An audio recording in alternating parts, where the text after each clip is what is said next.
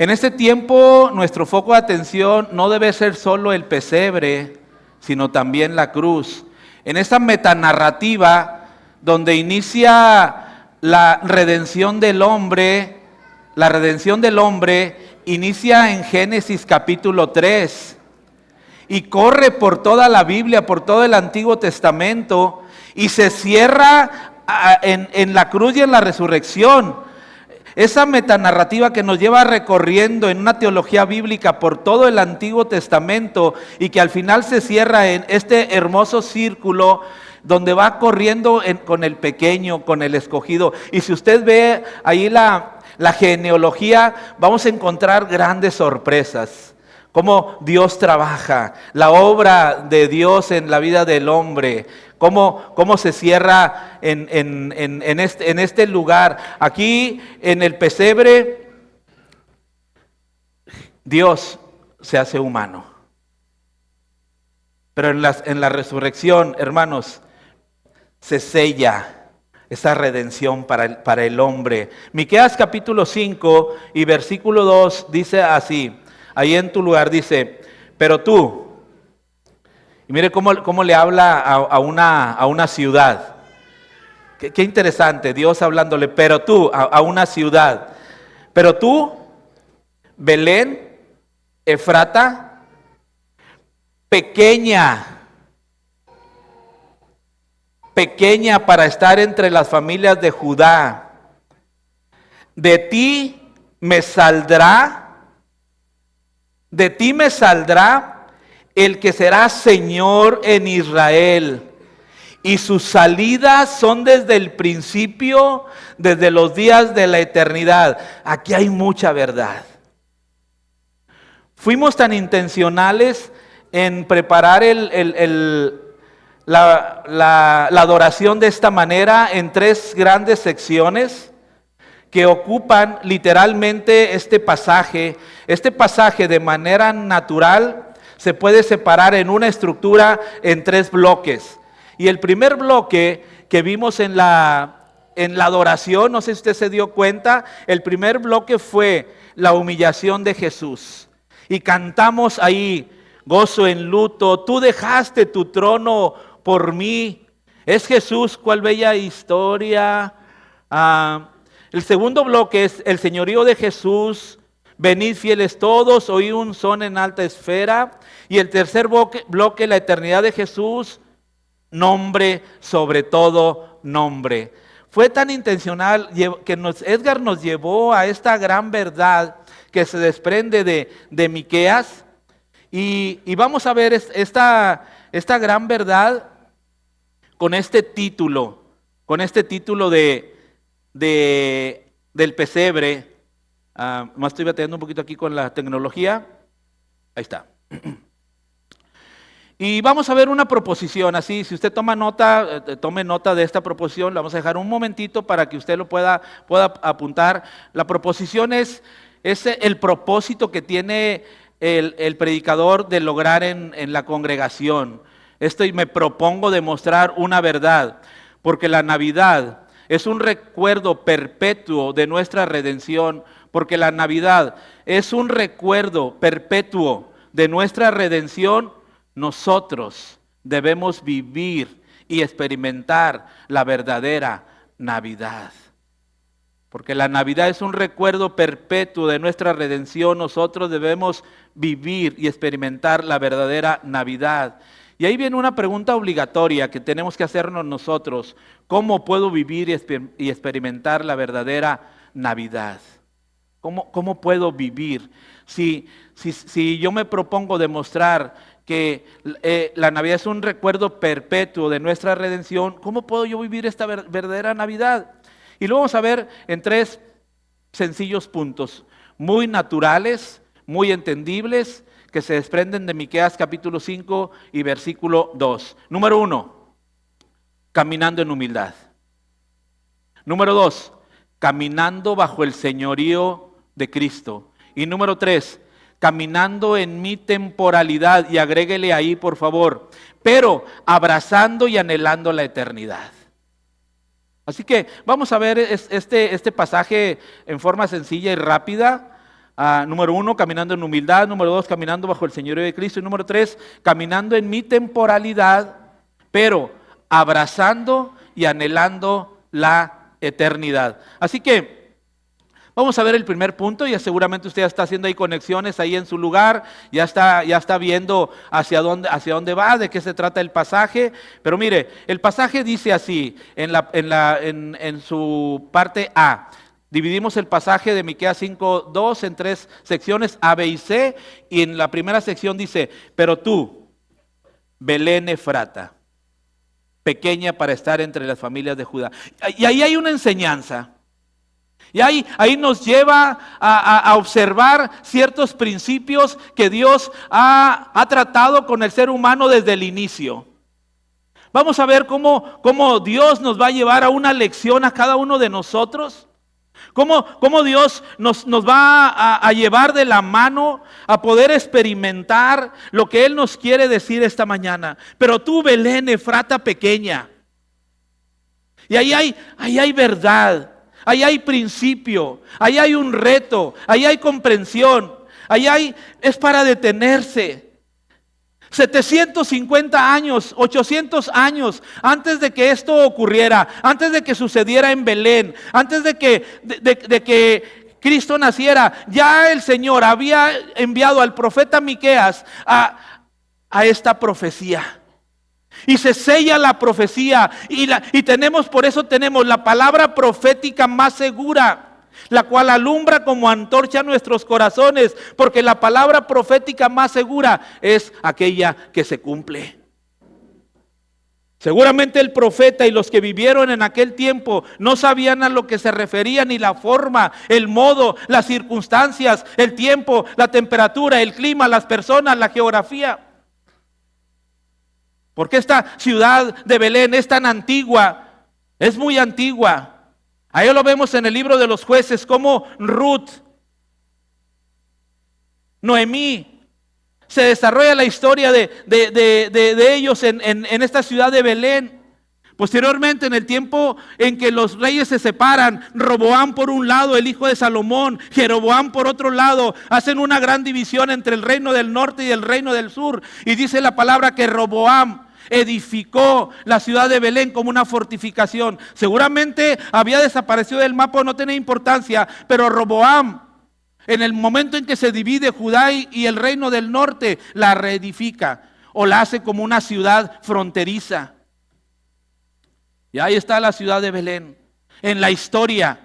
Para el ser humano quizás se pierde, pero para Dios había una profecía que se debería de cumplir. 750 años y se hace realidad la profecía. Los estudiosos, los teólogos no perdían huella de esta profecía, porque cuando llega el tiempo y Herodes hace la pregunta adecuada: ¿en dónde va a nacer? Aquellos teólogos le dicen: hay una profecía de Miqueas que dice esto. Y Herodes manda a ejecutar a los bebés de ese lugar de Belén. Y se cumple la profecía. Pero tú, Belén, pequeña, Belén Efrata pequeña, para estar entre las familias de Judá. Mi querido hermano, esta es la forma como Dios trabaja. Dios trabaja con lo indigno, Dios trabaja con lo pequeño, Dios trabaja con lo que no es, para hacer que la gloria sea de Él. Dios pudo haber propiciado todas las circunstancias, usado todas las herramientas a las personas, su poderío, su potestad, su soberanía, para que Cristo naciera en Jerusalén, para que Cristo naciera en una ciudad grande, en la gran metrópoli, con todos los cuidados, con toda la pompa, con toda la riqueza, con todos los lujos, con todas las atenciones, con lo más asombroso, con lo mejor. Dios pudo haber hecho, porque tiene el poder y es soberano para hacerlo. Dios pudo haber llevado al nacimiento en un gran palacio, rodeado de sirvientes, rodeado de lujos, rodeado de un clima magnífico, rodeado de lo mejor, pero no.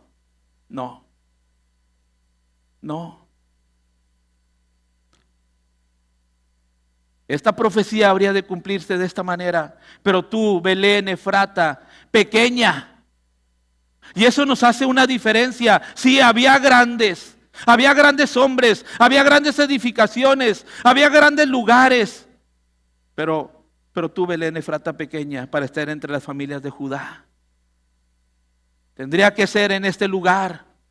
Y el Señor estaba viendo exactamente cómo sería el nacimiento. Este lugar pequeño, una pequeña aldea, apenas unos 2,000, 3,000 habitantes, una zona rural, porque había establos.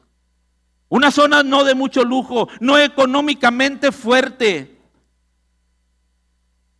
Y esta es la forma como Dios trabaja. Y es la forma como Dios trabaja consigo mismo. Y esto es lo más maravilloso. No solamente que Dios trabaja con el hombre de esta manera. Dios usa al humilde, Dios usa al pequeño, Dios usa lo que no es, Dios usa lo que es imposible para que su gloria resplandezca. Sino en este momento, en el momento de la Navidad, es impactante cómo Dios usa esto mismo en sí mismo. En sí mismo. Y déjeme le digo por qué. Belén significa casa de pan. Era una aldea pequeña comparada con Jerusalén. Y fue escrito antes de que ocurrieran los hechos que estamos hablando, 750 años antes. Dios elige una pequeña aldea, no la gran metrópoli de Jerusalén. Dios eligió un pesebre, no un palacio. Su obra sería a través de su propia humillación. Y esto es lo maravilloso. Esto es lo maravilloso. Su obra sería a través de su propia humillación. Dios nació en ese lugar. Dios escogió ese lugar para nacer. Dios escogió ese lugar. Dios determinó ese lugar. Hermanos, no se trata de nosotros. Se trata de Él. No se trata de lo que quiero. Se trata de Él. No se trata de lo que busco, no se trata de mi propósito, no se trata de lo que yo quiero, no se trata de mi gusto, no se trata que yo esté bien, hermano, se trata de su obra. Y en la forma como Él ha determinado, y en la forma como Él lo hace. Y debemos de acomodarnos, debemos de aceptar, debemos de razonar, debemos de hincarnos ante Él, humillarnos ante Él, las circunstancias que sea por las que estamos pasando y decirle, Dios, tú lo has determinado así. Y esta es la gran obra. Dios no escogió un lugar enorme. Dios no escogió un lugar de lujo. Dios no escogió la gran ciudad. Dios escogió la pequeña ciudad de Belén para que su hijo naciera en ese lugar, no en el aposento. O como dicen algunos escritores, no en la habitación principal. Algunos dicen que la palabra mesón significa el lugar principal o el lugar de los invitados de la casa principal. No nació ahí en esa habitación principal. Él nació en el pesebre. Ahí donde se cuidan el ganado. Quizás en alguna cueva de la propia casa, pero no en el lugar principal, no en el lugar de los invitados. Ella estaba lleno, no había lugar para él. Y Dios pudo haber determinado que él naciera, si bien es cierto, en Belén, sí, pequeña ciudad, pero pudo haber determinado que naciera en la casa principal del mesón o en la habitación de los huéspedes. Pero no, había que ir más allá. Fue en un pesebre. Fue en un pesebre. Dice en Filipenses 2, del 5 al 8. Haya pues en vosotros este sentir que hubo también en Cristo Jesús, el cual, siendo en forma de Dios, y escuche esto, no estimó el ser igual a Dios como cosa a que aferrarse, sino que se despojó a sí mismo, tomando la forma de siervo, hecho semejante a los hombres. Dios tomó la forma de siervo y fue semejante a los hombres. Y estando en la condición de hombre, se humilló a sí mismo. Se humilló a sí mismo. Hermano, ¿puede entender esto? Se humilló a sí mismo. Si aún la condición de hombre era tremendo, era increíble. Él va hasta el extremo, el lugar geográfico, el lugar físico. Por eso, hermano, se humilló hasta lo sumo. Y estando en la condición de hombre, se humilló a sí mismo, haciéndose obediente hasta la muerte y muerte de cruz. Por eso, la Navidad inicia en ese nacimiento. Pero fue obediente hasta la muerte y fue en la cruz. Por eso es del pesebre a la cruz. La Navidad no podemos olvidar que sí es cierto, nació ahí, pero el plan era perfecto y termina en la Navidad. Si nosotros perdemos el enfoque del verdadero significado de la Navidad, podemos perder la belleza de la obra de Cristo. Cristo nació, sí, se hizo obediente, se humilló, fue obediente hasta la muerte y muerte de cruz. Así lo dice el apóstol Pablo. Hermanos, déjenme hacer una pequeña aplicación aquí, tempranera. No podemos ser usados por Dios sino en humillación. ¿Verdad, hermano? No podemos ni pretendamos ser usados por Dios con nuestros títulos, nuestro conocimiento o nuestras habilidades, si no nos humillamos nosotros mismos. Si no reconocemos que lo que tenemos, esas habilidades intelectuales, esas características económicas, quizás esa empatía, quizás esa alegría, quizás esa forma de liderar, hermano, si no la sometemos al señorío de Cristo, si no lo hacemos en humillación, reconociendo que no somos nosotros, sabiendo que nosotros no tenemos nada, absolutamente nada que ofrecerle a Dios, que todo proviene de Dios, hermano, si no vamos hasta el piso y decirle al Señor, Señor, gracias por lo que has hecho para conmigo, gracias por la obra en la cruz, gracias Cristo por tu persona, gracias Cristo por tu obra, gracias por humillarte y nacer en esta tierra, gracias por hacerte humano, Cristo, gracias por la salvación, gracias porque me salvaste, gracias, ahora quiero que tú me uses en humillación. Hermanos, ahí está la muestra. Dios tratando con un lugar geográfico, hablándole de tú, pero tú, Belén, si esta ciudad pudiera hablar, si pudiéramos escuchar su voz, si existiera su voz audible, ¿qué diría Belén? ¿Qué diría este lugar pequeño comparado con Egipto o comparado con los grandes lugares de aquel tiempo? Diría gracias. Gracias. Hermano, y creo que eso nos falta a muchos de nosotros. Decirle al Señor gracias. Gracias, Padre, porque me tienes aquí. Gracias por tu obra. Gracias por tu sacrificio. Gracias porque naciste. Gracias porque me preparaste. Gracias porque me trajiste a un lugar. Gracias porque estoy en una iglesia. Gracias por los predicadores. Gracias por mis hermanos. Gracias por mi familia. Gracias por los libros. Gracias por la oportunidad de recorrer grandes distancias o recorrer grandes libros. Gracias por los maestros. Gracias, gracias. Pero todo esto lo someto a tu señorío, que es el segundo punto. Hermanos, pero primero tenemos que hacerlo en humildad, sabiendo que nosotros no somos capaces de producir nada bueno. Pero tú, Belén, Efrata pequeña, para estar entre las familias de Judá. ¿Quién eres, Belén, para estar entre las familias de Judá? Pero de ti. Tus méritos no valen ante Dios, sino son ofrecidos en humildad. Dios no usa sino al humilde.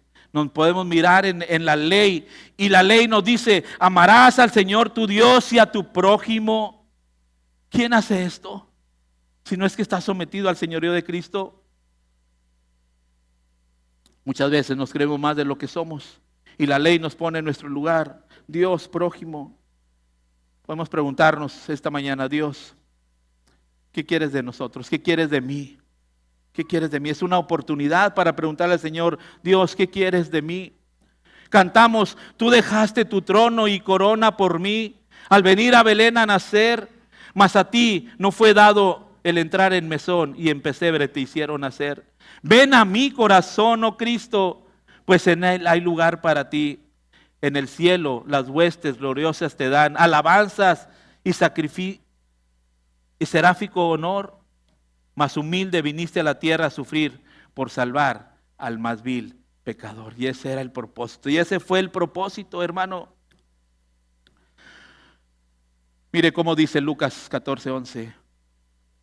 Porque cualquiera Porque cualquiera, si la pueden poner ahí, porque cualquiera que se enaltece. Quisiera detenerme un poquito en esto. Mire, cualquiera, puede ser usted o yo. Colóquese en la hipótesis normativa del precepto. Colóquese usted ahí como persona. Porque cualquiera que se enaltece, y vea cómo es la obra del hombre. Cualquiera que se enaltece, o sea, es obra del hombre. Cualquiera que se enaltece, que se hace más alto de lo que debe tener. Cualquiera que toma un lugar prominente del que debe tener. Cualquiera que se eleva en lo personal por sí mismo. Cualquiera que se enaltece, obra del hombre. ¿Será? ¿Por quién? ¿Por el hombre? No, por Dios. ¿Ve la obra del hombre? ¿Ve la condición del hombre? Porque cualquiera que se enaltece, Dios va a intervenir y lo va a humillar. Tenga la seguridad de eso. Pero hermano, el que reconoce en humildad, el que se humilla, el que reconoce que es Dios, se enalteció, Dios lo humilló y lo trajo hasta el suelo en humildad y reconoció que es la obra de Dios y pidió perdón y le dijo: Dios, perdóname, estaba equivocado, me perdí. Y se humilla, reconozco que es tu obra, reconozco que eres tú, reconozco que es tu mano la que me tiene aquí, reconozco que no son las circunstancias, reconozco que tú usas a hombres, a personas, reconozco que tú usas tu palabra, reconozco que tú usas algunas cosas para humillarme. Y Señor, perdón porque estoy en humillación, me siento en humillación. Cuando eso pasa, miren lo segundo, el que se humilla, obra del hombre, por Dios mismo. Dios lo hizo y lo llevó allí, pero está reconociendo. ¿Y ahora qué será? ¿Será? ¿Quién? ¿Quién lo enaltece? Dios, hermano. Dios. Dios. Porque cualquiera que se enaltece será humillado, y el que se humilla será enaltecido. ¿Qué termina diciendo Pedro? Humillaos pues. Un consejito te doy. Humillaos pues bajo la poderosa mano de Dios, para que Él os exalte cuando fuere tiempo. Hay tiempo y el tiempo es de Dios.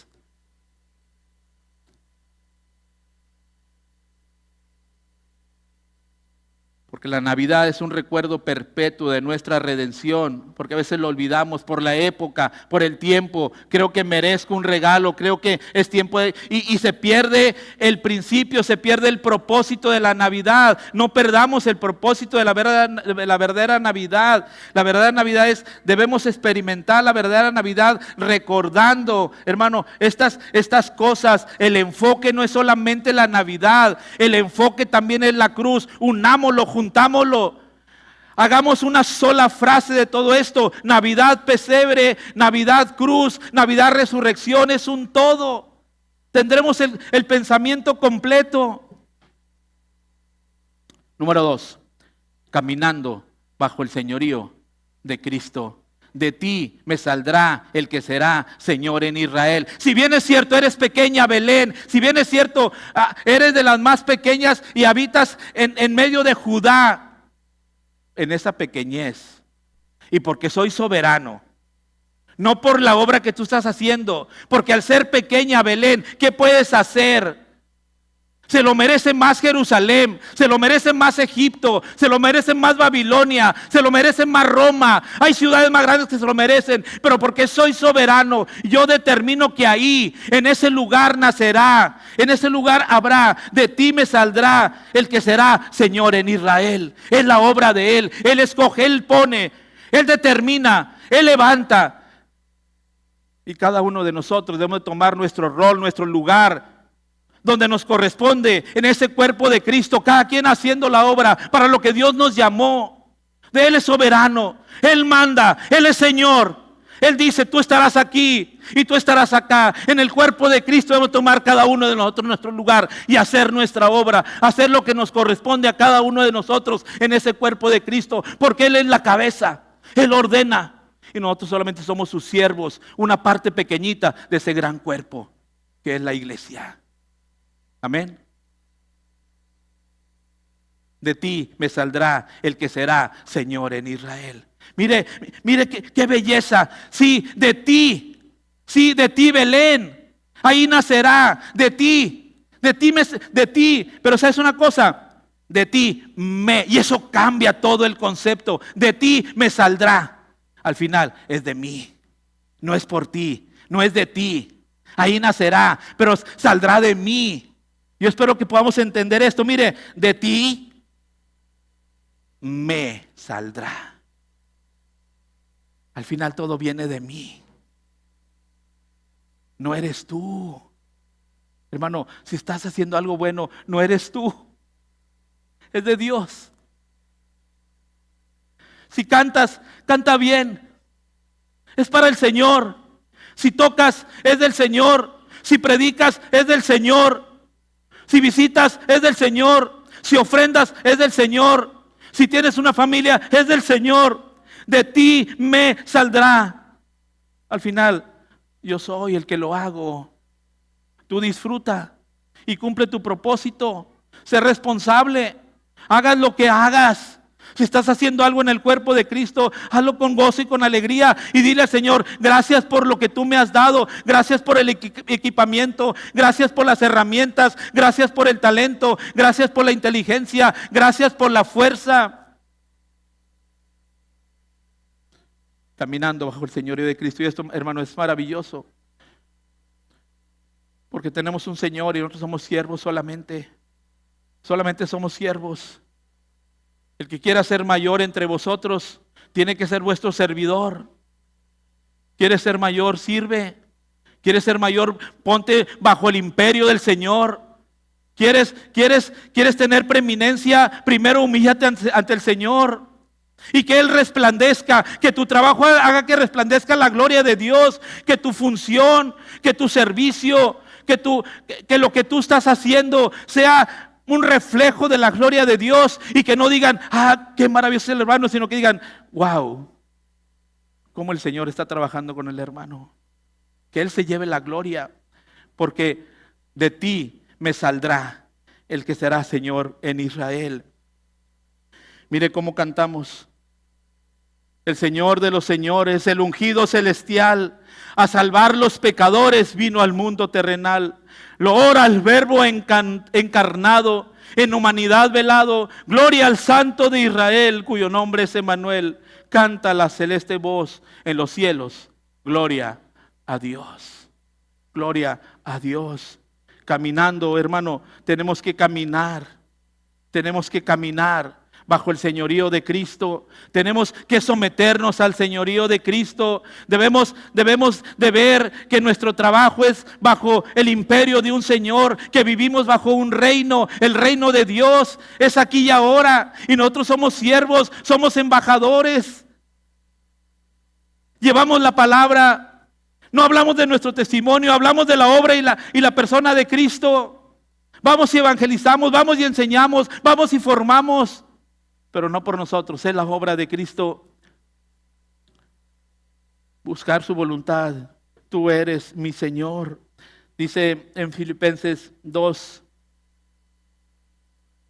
del 9 al 11, por lo cual Dios también le exaltó hasta lo sumo.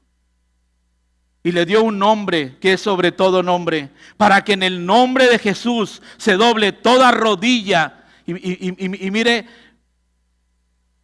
el concepto tan amplio. Obsérvelo, yo no sé si lo había observado, pero mire, obsérvelo. Por lo cual Dios también a Cristo lo exaltó hasta lo sumo y le dio un nombre que es sobre todo nombre, para que en el nombre de Jesús se doble toda rodilla de los que están en los cielos y usted y yo de los que estamos en la tierra. En el cielo, ángeles, potestades y todo ese gran universo, para que en el nombre de Jesús se doble toda rodilla de los que están en los cielos y en la tierra y aún debajo de la tierra, y toda lengua confiese que Jesucristo es el Señor. Él es el Señor, Él es mi Señor, y para Él sirvo, para Él trabajo, para gloria del Dios Padre. Hermano, Cuando caminamos bajo el señorío de Cristo, todo es diferente. Cuando caminamos bajo nuestro señorío, cuando caminamos por lo que yo quiero, cuando hago lo que hago porque quiero lo que quiero, tendremos consecuencias terribles. Pero cuando lo hago con el propósito correcto de ser siervo, que todo lo que yo haga es ser siervo, que todo lo que yo haga es porque tengo un Señor y porque Él me envía y me equipa. Y voy bajo su señorío, hermano, todo será tan diferente, tan diferente. Dice en 2 Timoteo 1, Dios, pero ahora ha sido manifestada por la aparición de nuestro Salvador Jesucristo, el cual, mire, qué belleza, el cual quitó la muerte. Ese es el señorío de Cristo, quitó la muerte y sacó a luz la vida. Para usted y para mí, Cristo quitó la muerte. Cuando Él murió en aquella cruz, sorbida en la muerte en victoria, el aguijón fue quitado, fue vencido. Y ahora Él quitó la muerte y sacó a luz la vida y la inmortalidad por el Evangelio. Gócese de eso, hermano. Gócese. A veces no pensamos en la grandeza de la palabra. Cuando yo me enfrento a este versículo, el cual quitó la muerte. No esa muerte pasajera, quitó la muerte eterna para nosotros, porque sacó a luz la vida y Cristo es la vida. Y la inmortalidad por el Evangelio, esas buenas nuevas de salvación. Y permíteme hacerte unas preguntas. ¿Por qué venimos a Cristo? ¿Venimos para someternos a su señorío? ¿Estamos aquí para someternos al Señor? ¿Estamos aquí como siervos de un Señor? ¿Venimos a Cristo para arreglar nuestros problemas? ¿Venimos a Cristo para arreglar nuestro matrimonio? ¿Venimos a Cristo para arreglar el problema de los hijos, problema del trabajo, prosperidad? Hermanos, son propósitos equivocados. Venimos a Cristo porque Él es mi Señor. Toda lengua que confiese que Cristo es el Señor. Y esa era la gran pregunta. ¿Cristo es tu Señor? ¿Cristo es tu Señor? Porque eso depende de la salvación, hermano. Es la gran pregunta. ¿Cristo es tu Señor? ¿Andas bajo el señorío de Cristo? ¿Tu vida, tu propósito, tus pensamientos están sometidos al señorío de Cristo? ¿Cristo es tu Señor? Y esa es la gran pregunta que se hacía. Y esa es la gran pregunta que nosotros tenemos que hacernos. ¿Cristo es mi Señor? Estoy caminando, viviendo, trabajando, laborando, pensando en una vida piadosa sujeta al señorío de Cristo. Él todo lo ve y Él sabe perfectamente qué hay en el corazón de cada uno de nosotros. Él lo sabe perfectamente. Estoy caminando bajo este señorío. Dice en Colosenses 3:23, y todo lo que hagáis, hacedlo de corazón como para el Señor y no para los hombres.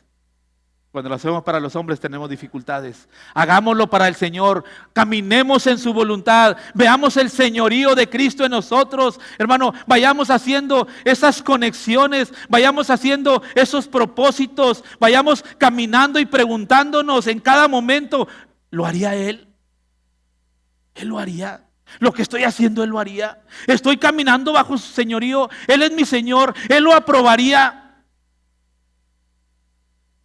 Y el precepto es este, hermano, procura con diligencia, sé diligente, rápido, corre, procura con diligencia, preséntate. ¿Cómo vas a ir a presentarte ante Dios? Procura con diligencia, presentarte ante Dios aprobado, como un obrero. Y qué buena ilustración, como un obrero, no como un ejecutivo, no como el CEO, no como el jefe, como un obrero que no tiene de qué avergonzarse, sino que traza, discierne, aplica, estudia, analiza, repite, memoriza la palabra de verdad, porque ella es esa antorcha que tenemos, que es la palabra profética más segura y es nuestra única regla de fe y práctica para llevar una vida piadosa sujeta al señorío de Cristo. Sujeta al señorío de Cristo. Y todo lo que hagáis, hacedlo de corazón como para el Señor y no para los hombres. y no para los hombres. Número 3, caminando en mi temporalidad, pero abrazando y anhelando la eternidad. Sí es cierto, tenemos que caminar aquí y estamos sujetos a muchas cosas y a veces nos metemos en tantas cosas superfluas y estériles, vanas. Corremos en vanidad, andamos persiguiendo burbujas. Creemos que no somos importantes, creemos que si no se hacen las cosas como yo creo, no está mal. Y andamos corriendo, invirtiendo tiempo, invirtiendo recursos, invirtiendo energía. Hermano, dice ahí en Miqueas, y sus salidas son desde el principio, desde los días de la eternidad. Eso habla de la eternidad de Cristo. Está marcando la eternidad de Cristo. Y mira, dice Juan, y aquel verbo fue hecho carne y habitó entre nosotros. Y vimos su gloria como del unigénito del Padre, lleno de gracia y de verdad. Y aquel verbo fue hecho carne. Esa palabra es el Logos. Fue hecho carne y habitó entre nosotros. Y vimos su gloria. Y Juan estuvo entre aquellos donde Cristo se transformó allá en Mateo 17. Dice que subieron al monte y ahí fue transformado. Y cuando fue transformado con una brillantez increíble que no se puede explicar, no lo podían explicar. Y de repente estaba ahí Cristo, Jesús, hablando con Moisés y con Elías. Qué interesante. Hablando con alguien que había muerto hace mucho tiempo. En el caso de Elías había desaparecido, Moisés se había muerto. Pero como si no hubiera pasado nada, estaban vivos platicando y empleaban una palabra, estaban platicando del éxodo de Cristo, y es la palabra que se usa, del éxodo de Cristo, de la salida, de la redención, platicando. Y vimos su gloria, gloria como del unigénito del Padre, lleno de gracia y de verdad, caminando en mi temporalidad, pero abrazando y anhelando la eternidad. Esta semana, de mucho ajetreo, por lo que usted quiera, regalos, problemas, malas interpretaciones y todo lo que usted quiera. Un hermano me habla y me dice, hermano, le digo, ¿cómo estás? No estoy bien. Le digo, ¿qué pasa? Es un problema de salud. Ok. Y platicamos. ¿Sabe que un problema de salud nos hace que nos olvidemos de todo? Y gloria a Dios por eso. Y nos enfoquemos en la gloria de Dios. Y disfrutamos de la gloria de Dios. Nos arranca un problema de esto de salud, de todo lo que es paja, de todo lo que es vano, de todo aquello que no tiene sustento, no es importante. Y ahora me enfoco en lo que es importante. Y gloria a Dios por eso, porque Dios hizo una obra. Al final el hermano va con el médico, se hace exámenes y la verdad no era nada. Era mucho antes, en la mente y por todo ello. Hermano, caminando en mi temporalidad. Tenemos que caminar en nuestra temporalidad. Sí, somos temporales, pero viendo la eternidad de Cristo, viendo la eternidad de Él, pero abrazando y anhelando la eternidad. Abrazando y anhelando la eternidad. Caminando en mi temporalidad. Porque, y sus salidas son desde el principio de los días de la eternidad. Él es el Dios eterno, pero se hizo hombre. Mire lo que dice en Isaías 9:6. Porque un niño nos es nacido, hijo nos es dado, y el principado sobre su hombro, y se llamará su nombre admirable, consejero, Dios fuerte, Padre eterno. Un niño, Padre eterno, príncipe de paz. ¿Puede ver la paradoja enorme? Porque un niño nos es nacido, un hijo nos es dado en Belén, allá en un pesebre, ahí nació. Pero este niño, mire lo que es, el principado sobre sus hombros, niño en Belén, en un pesebre, principado sobre sus hombros, se llamará su nombre admirable, consejero, Dios fuerte, Padre eterno. Dios, Padre eterno, Cristo es Dios. Y por eso nuestra temporalidad debemos de vivirla, hermano, abrazando la eternidad. Abrazando la eternidad.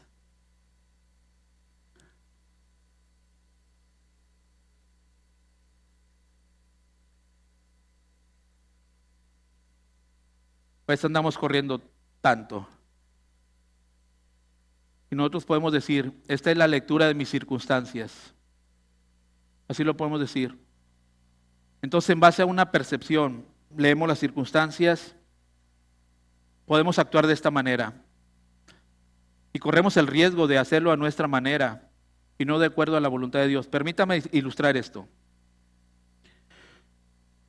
También le refirió una parábola diciendo, la heredad de un hombre rico había producido mucho.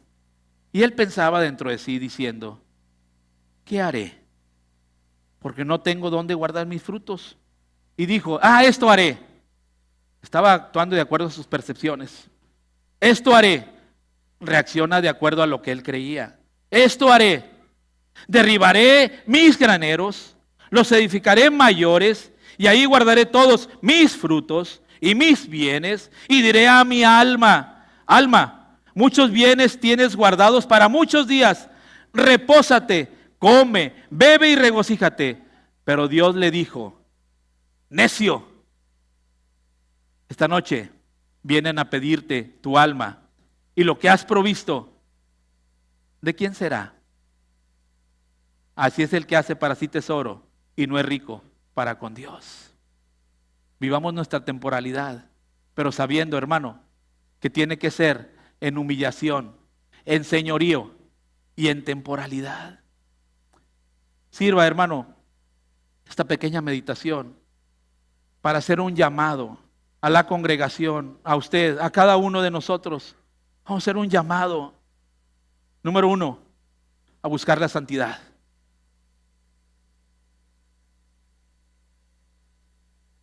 Cuando digo que busquemos la santidad, hermano, es porque hay pecado en nosotros. Ante los ojos y la lupa de Dios, ante la mirada del escrutinio de Dios perfecto y pleno, hay pecado en cada uno de nosotros. Hemos ofendido al Dios eterno constantemente. Si nosotros no estamos de acuerdo con eso, tenemos un problema. Constantemente, en palabra, en pensamiento, en omisión, en acción, lo ofendemos. Todos los días. Todos los días.